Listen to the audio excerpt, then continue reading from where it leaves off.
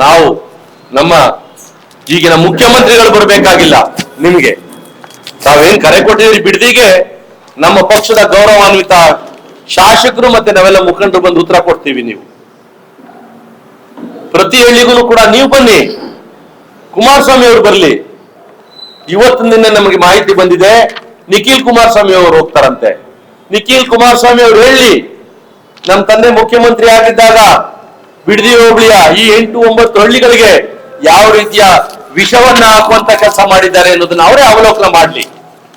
ಅದು ಕಾಂಗ್ರೆಸ್ ಪಕ್ಷದ ಕಾರ್ಯಕರ್ತರು, ಮುಖಂಡರು, ನಮ್ಮ ನಾಯಕರಾದಂತ ಸಿದ್ದರಾಮಣ್ಣನವರಾಗ್ಲಿ, ನಮ್ಮ ನಾಯಕರಾದಂತ ಡಿ.ಕೆ. ಶಿವಕುಮಾರ್ ಅವರಾಗ್ಲಿ, ನಮ್ಮ ನಾಯಕರಾದಂತ ಡಿ.ಕೆ. ಸುರೇಶ್ ಅವರಾಗ್ಲಿ, ನಮ್ಮ ನಾಯಕರಾದಂತ ಶಾಸಕರಾದಂತ ಬಾಲಕೃಷ್ಣ ಅವರಾಗ್ಲಿ ಅಥವಾ ಇಕ್ಬಾಲ್ ಹುಸೇನ್ ಸಾಹೇಬ್ ಆಗ್ಲಿ ಮಾಡಿದ ಕೆಲಸಗಳಲ್ಲ.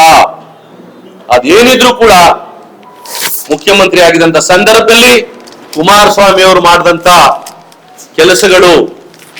ಸ್ವಾಮಿ, ನೀವು ಯೋಚನೆ ಮಾಡಿ, ನೀವೇನು 23/9/2006 ಆದೇಶ ಮಾಡಿದ್ರಿ, ನೀವೇ ಕೂಡ 29/11 2006 ಇಡೀ ಹಳ್ಳಿಗಳಲ್ಲಿರ್ತಕ್ಕಂಥ ಭೂಮಿಯನ್ನ ರೆಡ್ ಝೋನ್ ಅಂದ್ರೆ ಕೆಂಪು ವಲಯ ಅಂತ ಏನು ಘೋಷಣೆ ಮಾಡಿದ್ರಿ, ಯಾವುದೇ ರೈತ ಅವನಿಗೆ 10 ಗುಂಟೆ ಇರ್ಲಿ, 1 ಎಕರೆ ಇರ್ಲಿ, 5 ಎಕರೆ ಇರ್ಲಿ, 10 ಎಕರೆ ಇರ್ಲಿ, ಯಾವುದೇ ಒಂದು ಸಣ್ಣ ಮನೆ ಕಟ್ಟಬೇಕಾದ್ರೂ ಕೂಡ, ಸಣ್ಣ ಕೋಳಿ ಸಾಕಾಣಿಕೆ ಶೆಡ್ ಕಟ್ಟಬೇಕಾದ್ರೂ ಕೂಡ, ಒಂದು ಹಸು ಸಾಕಾಣಿಕೆ ಶೆಡ್ ಮಾಡಬೇಕಾದ್ರೂ ಕೂಡ ಸರ್ಕಾರದ ಅನುಮತಿ ತೆಗೆದು ಮಾಡಬೇಕು ಅಂತ ಮಾಡಿದವರು ಯಾರು ಸ್ವಾಮಿ?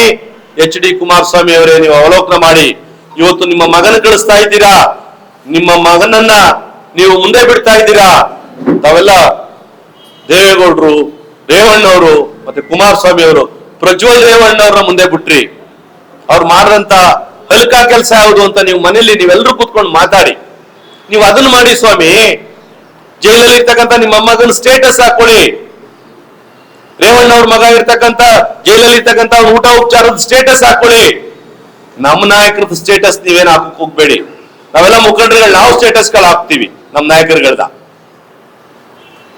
ಯಾರ್ಯಾರು ಈ ಜಿಲ್ಲೆಗೆ